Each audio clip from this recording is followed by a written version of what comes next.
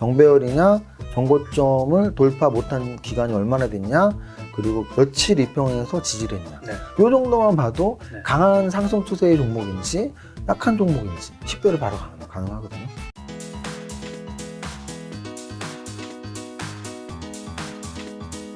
자, 오늘 두 번째 주제가 10초 만에 차트 보는 법. 아, 굉장히 어그로 강한 거를 좀 준비해 오셨습니다. 어그로. 장사님이. 어그로 맞습니다. 왜냐면 이제 10, 9, 8, 7.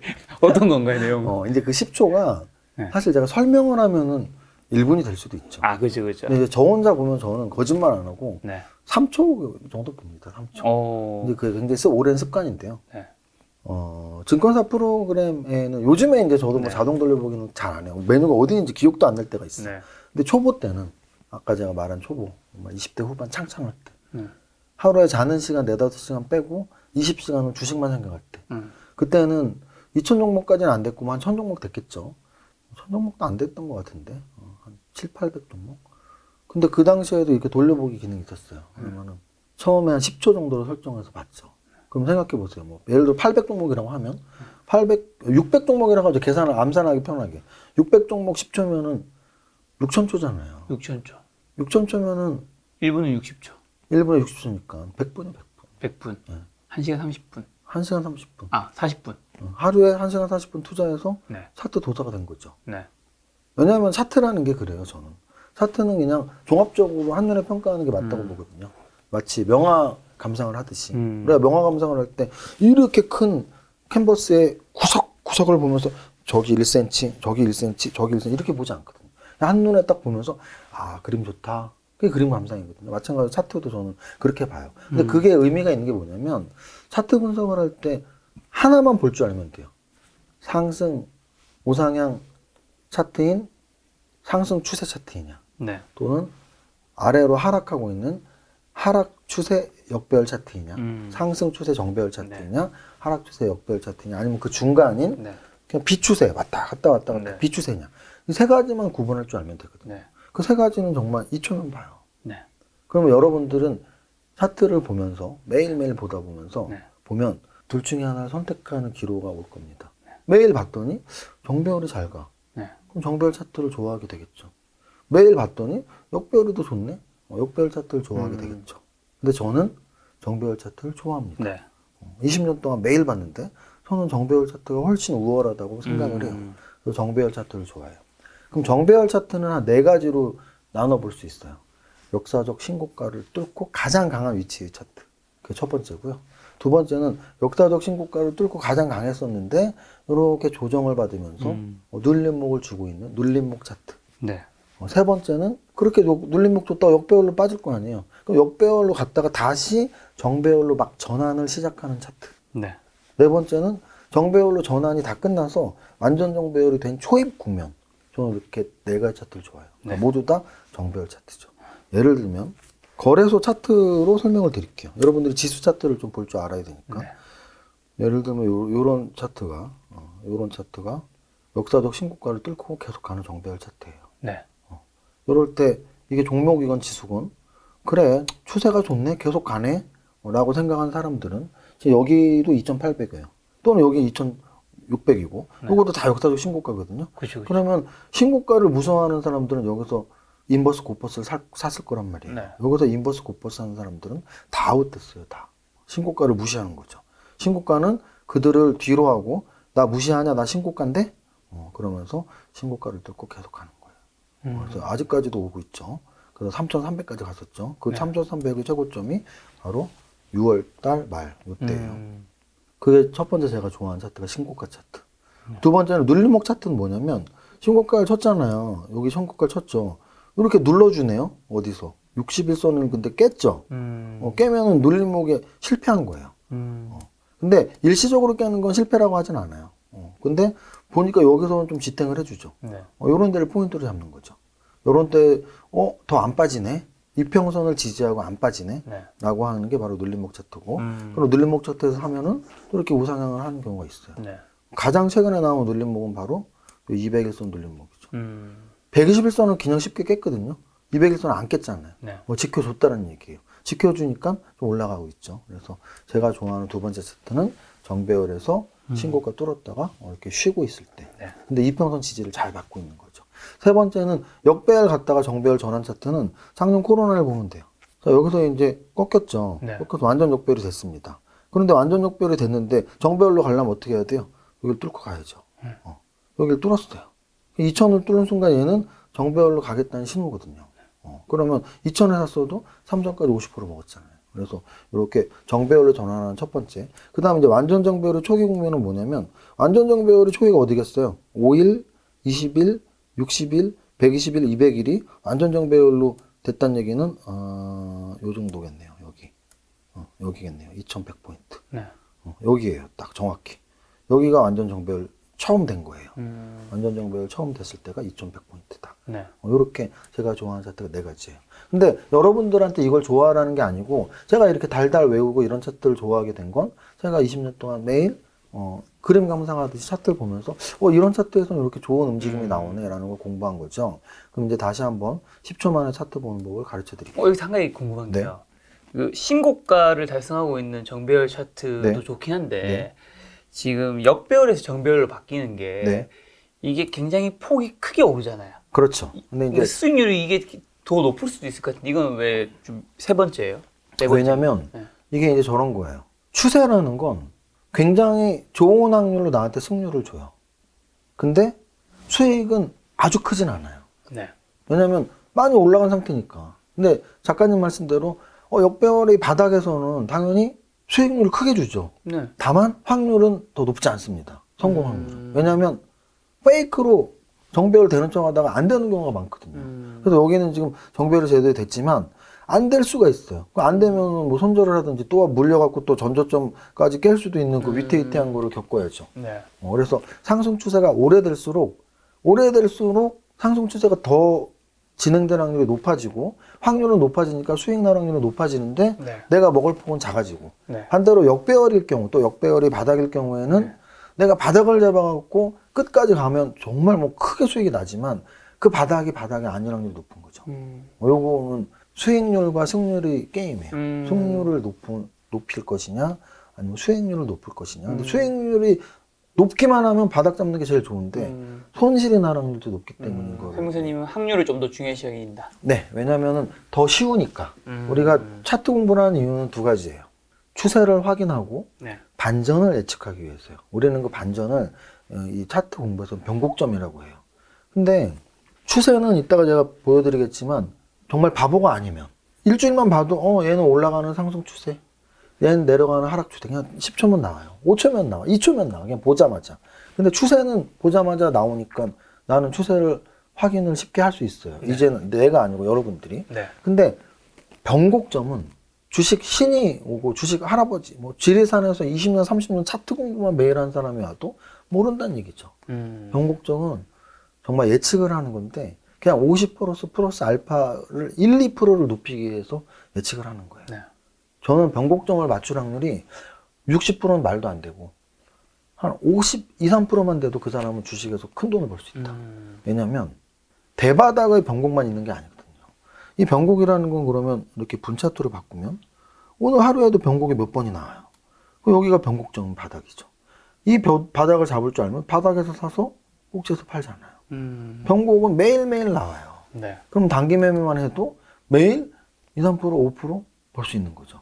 변곡점을 그렇게 잡아내기는 쉽지 않은 거예요. 그래서 변곡은 약간의 확률을 높이기 위한 거. 네. 그래서 우리가 보통 차트 분석할 때 뭐 헤드앤숄더 네. 이런 게 다 변곡 잡기 위한 거거든요. 또는 뭐 쌍봉 패턴, 쌍바닥 패턴 다 변곡 잡기 위한 거예요. 상승장의 끝이 언제냐, 하락장의 끝이 언제냐. 네. 근데 그거는 잡기는 매우 어렵다. 잡으면 대박이 나겠지만. 근데 반대로 상승 추세냐, 하락 추세냐는 차트 공부 좀만 하면 다 읽는다. 다만 큰 수익은 아니고 그 추세를 타면서 이제 내가 수익을 내는 걸 좀 깨우쳐야 된다. 네. 이런 구별을 하고 싶습니다. 네, 좋습니다. 그 다음 보여주려고 하신 건 뭐였나요? 이제 보여드리려고 한 거는 코스피 200에서 네. 몇 개 종목들을 굉장히 빠르게 일봉을 그냥 최대한 길게 볼게요. 어떻게 길게 볼 거냐면 코로나 저점이 나오게. 네. 왜냐면 제가 한눈에 보시라 그랬으니까. 네. 코로나 저점이 나오고 현재의 가격이 나오고 그러면 지금 현재 상승장이 유지가 되고 있으니까 상승장의 시작이었던 작년 3월부터 현재까지 흐름을 한눈으로 볼 수 있죠. 네. 그럼 지금 종합주가 지수는 완전 정배열 신고가 막 치다가 늘림목을 200일선에서 줬다라고 생각하시면 돼요. 그러면 강한 차트냐 약한 차트냐를 구별하는 방법은 지금 현재 완전 정배열인지 신고가인지 또는 신고가 친 지가 얼마인지. 예를 들어 신고가 친 지 오래될수록 네. 강한 차트가 아니죠. 왜냐면 강할수록 신고가를 재갱신을 해야 되거든요. 그렇죠. 신고가 친 지 오래됐으면 강한 차트가 아니고 정배열의 이평선 지지가 어디냐. 그럼 얘는 200일선까지 내려왔다는 건 그렇게 강한 건 아니에요. 진짜 강한 애들은 121선 정도. 정말 강한 애들은 60일선에서 막아줬을 거예요. 그래서 정배열이냐 정고점을 돌파 못한 기간이 얼마나 됐냐 그리고 며칠 이평에서 지지를 했냐. 네. 요 정도만 봐도 네. 강한 상승 추세의 종목인지 약한 종목인지 네. 식별이 바로 가능하거든요.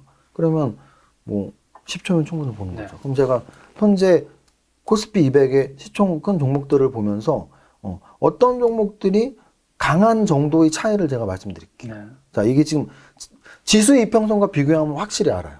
지수 이평선이 모든 종목의 평균값이잖아요. 그렇죠. 그러면 지금 잘 기억하세요. 지수 이평선은 6월 말에 신고가를 뚫었고 역사적 신고가 6월 말이고 그 이후로 이제 못 뚫었고 네. 그리고 현재 200일선에서 지지를 했고 이번 조정에서 200일선 지지를 받았고 네. 그리고 코로나 저점 1400포인트 대비 3300 고점이니까 고점까지 한 2.5배 정도 올랐다. 이렇게 보시면 돼요. 네. 2.5배가 약간 안 될 거예요. 2.23배. 그럼 이제 다른 종목들은 지수보다 약한지 강한지 한번 볼게요. 네. 삼성전자? 딱 봐도 어떻다는 거 알 수 있어요. 이건 그냥 딱 봐도 지수보다 약하죠. 왜? 네. 청고점을 돌파한 게 1월인데 8개월 동안 돌파를 못했네. 요번에 200일선은커녕 200일선은 무너진 지 오래네. 네. 그리고 심지어 코로나 저점 4만 원보다 2배도 못 올랐네. 얘는 삼성전자는 그러니까 저는 이런 말씀 드리고 싶어요. 삼성전자 사면 돼. 네. 요번 코로나 시대에 삼성전자 산 사람이 제일 약한 종목 산 거예요. 제일 수익 안 난 거예요. 근데 뭐 삼성전자 사면 돼. 물론 야 지금은 그렇지만 그래도 마음 편하잖아. 그리고 또 5년 후 10년 후에는 올라갈 거야. 아직 벌어지지 않은 일이고 네. 오늘까지 이야기를 제가 한다면 네. 삼성전자를 갖고 있었다면 이번 코로나에서 제일 잘못된 투자를 하신 거예요. 사실은. 왜냐면 우리는 마음 편하려고 하는 것도 있지만 수익 내려고 하는 거거든요. 그쵸. 그리고 또 수익 내려는 방법은 분산 투자가 있단 말이에요. 네. 그러면 코로나 바닥 대비 3배, 4배 오른 것들 5종목 갖고 있는 게 삼성전자 하나 갖고 있는 것보다 훨씬 마음도 편하고 수익도 많이 났단 말이죠. 저는 팩트만 지금 말씀드리는 거예요. 네. 지수보다 삼성전자는 훨씬 약한 움직임입니다. 지금 현재 코로나 작년 3월부터 오늘까지 1년 5개월 동안 삼성전자는 아주 약하다. 네. SK하이닉스. 얘는 삼성전자보다 더 약하다. 1초밖에 안 걸리잖아요. 네. 네이버, 얘는 이제 보세요. 코로나 저점 대비, 그래도 한 3, 4배 올랐네, 4배. 지수보다 강한데요. 그리고 아까 제가 말했던 완전 정배열을 200일선을 한 번도 깬 적이 없죠. 네. 한 번도 깬 적 없어. 그리고 역사적 신고가 뚫은 지 한 달도 안 됐어. 네.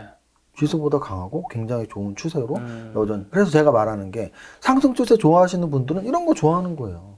그러면 나는 그렇게 오른 거 싫은데 그럼 네. 역배열 차트 제가 이따 보여드릴게요. 역배열 차트 그런 거 사시면 돼요. 그러니까 저는 일단 선택을 해라. 나는 정배열 상승 강한 애를 좋아하는지 역배열로 그냥 완전히 무너져 있는 걸 좋아하는지 무너져 있는 종목들 이제 나옵니다. 네. 사실은 SK하이닉스가 제일 무너져 있어요. 이게 200일선이 여기 있는데 지금 이렇게 내려와 있고 코로나 저점에서 올라온 게 이 정도고 삼성전자랑 SK하이닉스가 사실은 거의 많이 무너져 있는 종목이에요. 그다음 네이버 강하고 카카오 역시 네. 강하죠. 네. 강해요. 네이버와 카카오가 시가총액 3위, 4위이고 네. 굉장히 많은 애널리스트들이 진짜 좋은 종목이라고 해서 이야기하는 이유예요. 그러니까 이게 닭이 먼저냐 달걀이 먼저냐인데 재료 분석하고 미래 산업을 전망해서 네이버, 카카오 좋다고 하는 거나 실제 그것들이 반영돼서 주가가 이렇게 좋게 움직이니까 좋다고 하는 거나 아무 차이 없거든요. 저는 이제 그래서 이 차트를 상승 추세로 잘 보는 게 가치 투자랑 일맥상통한다고 봐요, 저는. 왜냐면 가치 투자가 뭐냐면 가치 상승을 예상하고 사는 거거든요. 그렇죠. 삼성전자가 왜 가치 투자예요? 10년, 20년 동안 우상향했기 때문이에요. 근데 그런 종목은 차트에서도 나오거든요. 이렇게 우상향하는 이유는 좋기 때문이에요, 종목이. 그래서 네이버와 카카오는 지수보다 굉장히 강한 위치에 있습니다. 네. 삼성바이오로직스는 어떨까요? 지수보다 강한 위치죠. 네. 완전 정배열이고 지금 현재 아까 뭐 삼성전자, SK 신고가 돌파한 지 얼마 안 네, 됐는데. 신고가 돌파한 지 한 달도 안 됐고. 네. 그러면 삼성 바이오로직스는 강한 종목이고요. 그 이유가 있죠. 코로나 관련해서 좀 제약바이오주들이 다 좋은 얘기들이 계속 나오기 때문이에요. 삼성 바이오로직스는 강한 위치다. 삼성 SDI 역시 강한 위치예요. 전고점을 뚫은 지 얼마 안 됐어요. 역사적 신고가를. 그러니까 오늘도 이렇게 올라가는 거고. 그러니까 LG화학보다 더 강한 거죠. 왜? LG화학은 바로 눌러보면 알아요. 얘는 200선도 깨고 있고 전고점이 1월이고 네. 완전 차이가 있죠. 네. 그래서 강한 차트, 약한 차트를 이렇게 구분할 줄 알면 나는 약한 차트 싼 걸 좋아해. 그럼 삼성 SDI보다 LG화학 사시면 돼요. 삼성 바이오로직스보다 삼성전자 사시면 돼요. 네. 그러니까 싼 거 좋아하시고 떨어진 거 좋아하시면 삼성전자, SK하이닉스 사시고 네. 추세 좋은 거 좋아하고 강한 종목 좋아하면 네이버, 카카오 사시고 이렇게 구별하면 돼요. 현대차는 조금 약하죠. 200일선도 깼고 전고점 1월이고 셀트리온 얘도 약해요. 그러면 바이오주 중에서는 네. 삼성 바이오로직스가 셀트리온보다 더 강한 위치에 있다. 이 말은 팩트죠. 네. 그런 것들이 녹아 있는 거죠. 어떤 재료들이 숨어 있는지 파악은 안 했지만 네. 현재 삼성 바이오로직스의 차트가 셀트리온보다 강하다라는 말은 차티스트로 접근은 팩트라는 거예요. 이거는 지난달에도 아마 말씀드렸을 거예요. 그렇죠. 이런 종목은 사실 차트 네. 분석은 안 돼요. 그렇죠. 기아? 기아는 보세요. 제가 기아보다 현대차가 강해라고 말한 이유가 기아는 200일선 지지를 해줬잖아요. 네. 이게 눌림목 조정이라니까요. 네. 200일선 지지를 했는데 현대차는 200일선 깨졌네요. 지지를 못했죠. 네. 이런 차이가 있어요. 그래서 강한 종목이 무엇인지 네. 업종 내 탑픽이 뭔지를 차트상으로도 알 수 있는 거죠. 포스코는 얼추 강해요. 왜냐하면 200일선은 지지를 했으니까. 네. 현대모비스 기아보다 훨씬 약한 자동차주. 삼성물산도 별 재미없는 이렇게 좀 재미없는 주. 이런 건 약간 비추세라고 볼 수도 있죠. 좀 재미없게 오르락 내리락 하죠. 네. 그럼 비추세는 보통 어떻게 매매를 하면 되냐면 비추세야말로 저점에서 고점 매도예요. 그래서 이제 자 한번 생각해 보세요. 이제 우리나라 월봉으로 제가 비추세를 말씀드릴게요. 우리나라의 비추세 구간이 정확히 어디였을까요? 금융위기 끝나고 급등하고 요 2010년부터 네. 2017년 급등하기 전. 네. 그러면 아주 네트로만 보면 2011, 12, 13, 14, 15, 16 이 6년. 네. 그리고 전후 좀 이렇게 6개월씩 하면 7년 정도. 그 6년, 7년이 정확히 비추세죠. 아무 추세가 없어요. 네. 고점이 어디였냐면 요 정도, 한 2100 정도. 저점이 어디였냐면 한 1800 정도. 요 6년 동안 주식한 사람들이 네. 여기에서 손가락만 빨았죠. 손가락만 빠는 거예요. 그리고 이런 추세 공부를 안 하는 사람들이 작년에 코로나 이후에 금방 팔고 손가락만 빨고 있는 거죠. 또는 만약에 여기서 아까 제가 말한 혹시 급락이 나오더라도 네. 또 뭐 줍줍 거리는 거죠. 그게 추세를 무시하는 사람들이에요. 추세를 인정을 하면 올라갈 때 야, 이거 진짜 끝없이 올라갈 수도 있겠다. 또는 내려갈 때 한참 더 빠질 수 있겠다. 이런 생각을 하고 추세를 인정을 안 하면 조금만 올라가도 팔고 싶고 네. 조금만 내려가도 사고 싶어요. 근데 그게 정확히 맞았던 해는 2011년부터 2017년까지 한 6, 7년 정도. 요때의 비추세 장은 정말 전설에 남을 장이에요. 6, 7년 동안 추세가 없었던 게 우리나라 유일하거든요. 그럼 요때를 우리가 박스피라 그러고요. 요때의 가장 좋은 전략은 뭐 저점이라고 생각할 때 사서 고점이라 할 때 생각할 때 팔면 네. 한 3달에서 6개월 사이에 한 10% 정도 수익을 냈습니다. 그럼 1년에 한 20, 30%잖아요. 네. 얼마나 좋은 전략이에요. 1년에 20, 30%를 편안하게 쌀 때 사고 비쌀 때 팔고. 근데 추세장일 땐 먹히지가 않아요. 추세장일 때 쌀 때 사고 비쌀 때 팔아요? 더 비싸게 올라가잖아요. 그렇죠. 또는 하락 추세일 때 쌀 때 샀어? 더 싸게 내려가잖아요. 그래서 이게 추세냐 비추세냐를 구별하는 게 첫 번째. 그리고 상승 추세냐 하락 추세를 구별하는 게 두 번째. 근데 제가 보기에 뭐 삼성물산은 그냥 좀 비추세예요. 딱 봐도 비추세죠. 뭐 이게 상승 추세도 아니고 하락 추세도 아니고 그냥 고만고만한 것들이 이어지고 있죠. 이런 주식의 차트 모양을 보이는 거를 좀 쌀 때 뭔가 사서 비싸게 팔아라. 네, 장기 투자로 가져가는 거는 좀 접근이 좀 잘못된 잘못됐죠. 거라고 볼 수 왜냐면 있겠네요. 이거는 쌀 때 사서 비쌀 때 팔아야 돼요. 장기 투자로 가져가는 종목은 100% 우상향하는 종목이어야 돼요. 올해도 오르고 내년에도 오르고 10년 네네. 후에도 올라야 되니까. 네. 클래프톤은 뭐 볼 수가 없고 그쵸. SK 바이오사이언스도 사실 볼 수는 있는데 네. 얘도 이제 뭐 상장한 지 그렇게 얼마 안 오래되지 됐죠. 않아서 이평선들이 많지는 않습니다. 네. 이평선 많은 거 위주로 말씀드릴게요. 이제 LG전자도 꽤나 강했던 종목인데 최근은 약하다. 이게 이제 LG 배터리 관련해서 리콜 뭐 이쪽이랑 좀 연관이 있는 거죠. SK 이노베이션이 얘도 좀 약하네요. 좀 약해. 그래서 삼성 SDI가 제일 대장주라고 말씀 여러 번 드린 거고. LG생활건강 이제 여기서 제가 이제 일봉만으로 보잖아요. 네. 근데 이제 정말 10년 투자, 삼성전자 10년 투자 오케이입니다. 지금 저는 일봉으로 한 달, 두 달, 1년, 삼성전자 한 달 후에 전고점 돌파 못할 것 같은데 이런 말을 하는 건데, 야, 5년 후? 5년 후에 삼성전자가 지금 2배가 올라갈 수 있는 확률도 있겠죠. 왜냐면 그동안 그렇게 뭔가 보여줬으니까. 그쵸. 그 뭔가 보여주는 길게, 야, 나는 오늘 사서 10년 동안 주가 절대 안 볼 거야. 그런 분들은 사실 일봉 볼 필요도 없어요. 그냥 월봉 보면 돼, 월봉. 월봉. 이런 게 우상향이라고요. 월봉상의 우상향. 네. 아까 제가 삼성전자, 요즘에 삼성전자 진짜 약하게 했죠. 네. 그 약한 건 일봉상이잖아요. 네. 월봉상. 이게 삼성전자 월봉이에요. 이걸 누가 약하다 하겠어요. 네. 월봉상으로는 최고예요, 삼성전자. 그럼 월봉으로 최고란 얘기는 뭐냐면 나는 적어도 이거 매일매일 주가에 일희일비 하지 않을 거야. 난 이거 사면 5년, 10년 갖고 있을 거야. 그거는 삼성전자 오케이. 네. 또 방금 전에 봤던 LG 생활건강. LG생활건강, 와, 월봉으로 보면 이렇게 좋은 종목이 어딨어. 진짜 이렇게 좋은 종목이 어딨어요. 물려도 회복해주고, 물려도 회복해주고. 이런 종목을 장기 투자. 5년, 10년 주가 안 보려면. 네. 근데 이런 말씀 드리고 싶어요. 5년, 10년 주가 안 본다고 그러고 매일매일 이제 주가 확인만 하는 거죠. 그런데 그게 독이야. 왜냐? 주식 얼마나 했어요? 저 한 5년 했어요. 네. 근데 아무것도 몰라. 알고 봤더니 5년 동안 갖고 있는 종목 주가만 확인하고 있어. 네. 그냥 5년 투자한 게 아니에요. 그냥 완전 생초보예요. 네. 5년 동안 투자했다는 얘기는 적어도 매일매일 시장에 어떻게 흐름이 있고 어떤 업종들이 어떤 업종이 잘 움직이고 그 업종의 탑픽 종목은 뭐고 네. 왜 금리가 올라가면 뭐 주식이 올라가는 거야 떨어지는 거야 이런 건 메커니즘을 이해하고 접근을 시키는 게 진짜 5년 동안 한 투자자지. 네. 그냥 삼성전자 하나 갖고서 5년 갖고 있으면서 심지어는 매일매일 주가를 확인한다? 그건 장기 투자자가 아니에요. 네. 삼성전자랑 LG생활건강을 월봉 차트를 보고 샀다면 5년 동안 차트 보지 마세요. 주가 보지 마세요. 그냥 갖고 있어. 네. 그게 진짜 장기 투자자. 자, 그 다음. 지금, 그리고 오늘 다시 한번 말씀드리지만, 일봉상으로는 LG생활건강도 추세는 똑같다. 요건 일봉으로 보는 건 적어도 한 달, 두 달, 6개월, 1년 정도까지. 근데 나는 3년, 5년 볼 건데, 월봉으로 보세요. 또는 주봉으로 보세요. 나는 매일매일 매매하는데, 일봉을 못 털어봐. 그럼 뭘 보세요? 분봉을 보셔야죠, 분봉을. 완전 차이가 있는 거예요. 그러니까 여러분들이 이 공부도 케이스 바이 케이스니까 적어도 내가 내 보유 텀이 얼마나 되는지. 네. 나는 데이 트레이딩인데 데이 트레이딩이면 분차트 또는 틱차트 보면 되고. 나는 그래도 스윙 또는 나가서 그래도 한 달, 두 달, 6개월은 봐. 일봉이 제일 좋아요.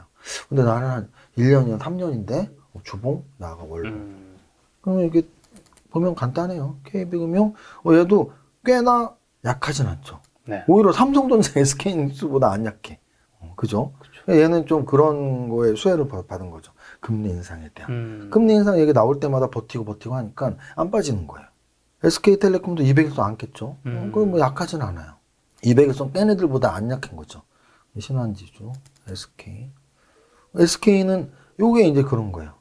이게 추세가 어딨어? 그러면 월봉을 보면 이 추세가 어딨어? 이런 걸 뭐라 그래? 비추세. 그러면 아까 제가 삼성물산도 그랬죠? 네. SK도 그랬죠. 네. 공통점이 뭐예요? 지주회사잖아.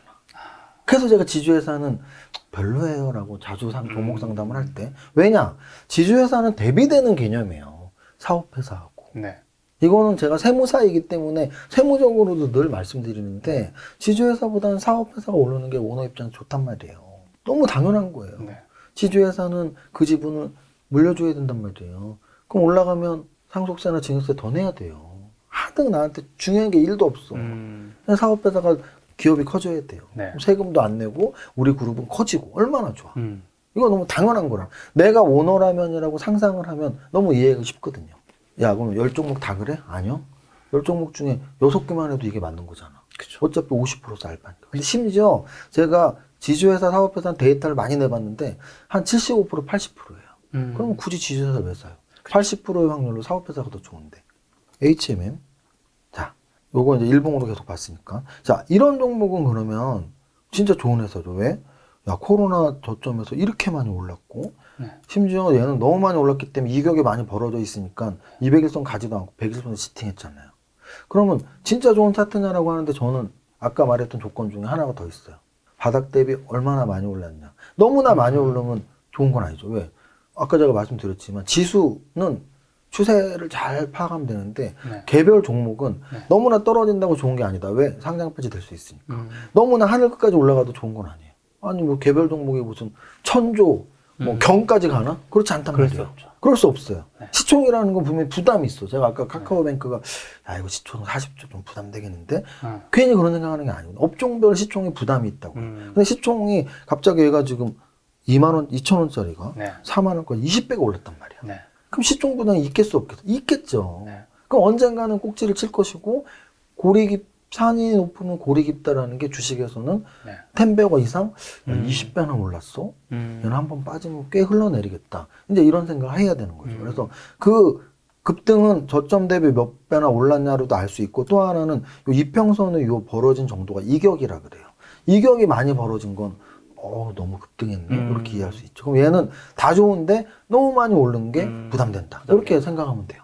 뭐 그런 식으로 보면 네. 제가 지금 설명을 해서 그렇지 한국전력 딱 봐도 뭐예요? 얘는 하나가 상승이요. 비추세죠. 비추세. 그러면 길게 지금 비추세 아까 SK하고 삼성물산 지주사 비추세 월봉으로 봤잖아요. 그럼 얘도 일봉으로 봐도 비추세죠. 네. 월봉으로 볼게요. 비추세. 전형적인 비추세예요. 우리나라에서 비추세 종목을 잡으려면 전형적인 비추세가 한국전력이에요. 그 한국전력은 왜 비추세일까요?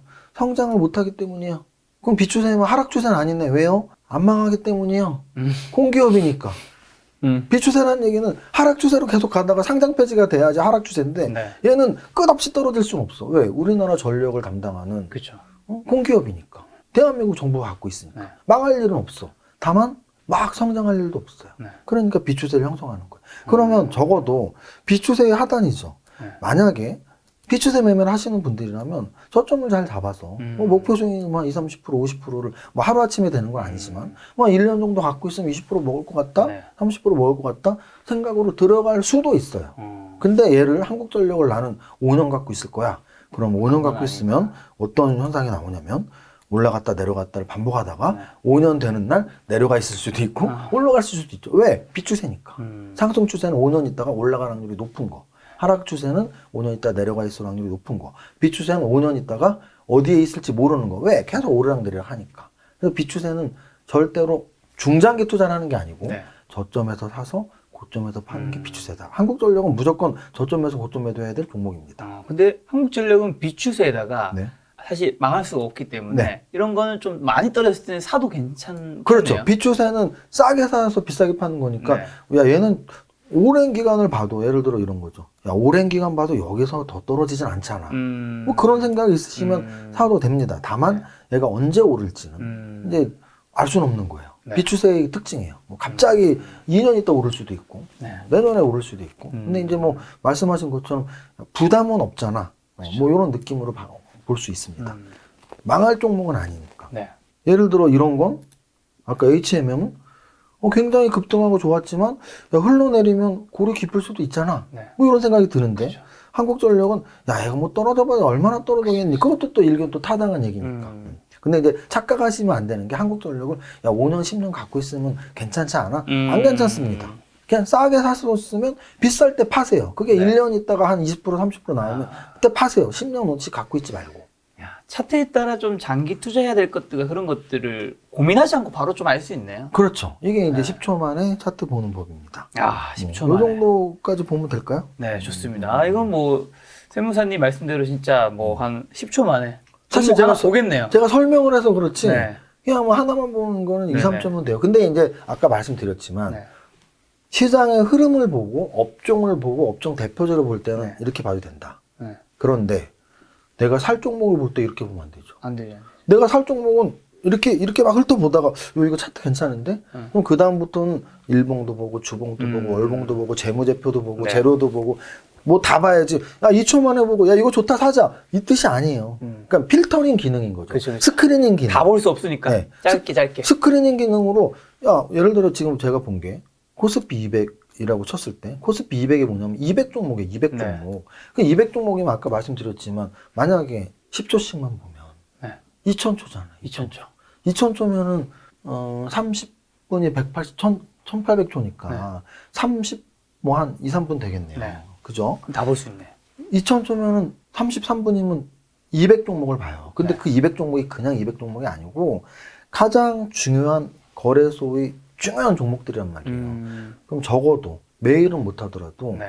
일주일에 한 번씩 정말 토요일 일요일 날 30분 투자해서 요 코스피 200에 있는 200종목들 삼성전자가 이런 위치야, SK하이닉스 이런 위치, 요것만 정말 여러분들이 보셔도 제가 장담하는데 첫 번째 상승 추세, 하락 추세, 변곡점, 비추세를 읽을 수 있는 눈이 생긴다. 네. 두 번째 시장에서 우리나라에서 시가총액이 큰 뭐 반도체, 제약바이오, 뭐 지주회사, 2차전지, 자동차 업종들이 비슷비슷해요. 아까 봤잖아요. 삼성전자랑 SK하이닉스랑 비슷하고 네이버랑 카카오랑 비슷하고 네.